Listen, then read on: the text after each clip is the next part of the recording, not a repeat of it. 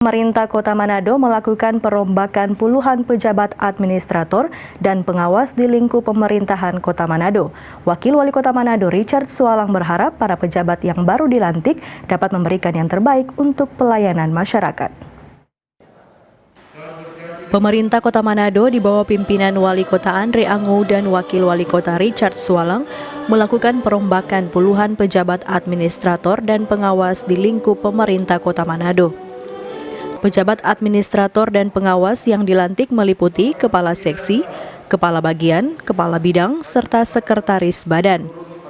Wakil Wali Kota Manado Richard Sualang berharap para pejabat yang baru dilantik dapat memberikan yang terbaik untuk pelayanan masyarakat, sementara untuk pelantikan pejabat eselon 2 disesuaikan dengan kebutuhan.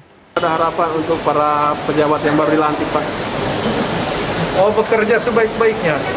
Karena kan ada jabatan penugasan baru, supaya dengan harapan bekerja sebaik-baiknya dalam pelayanan kepada masyarakat.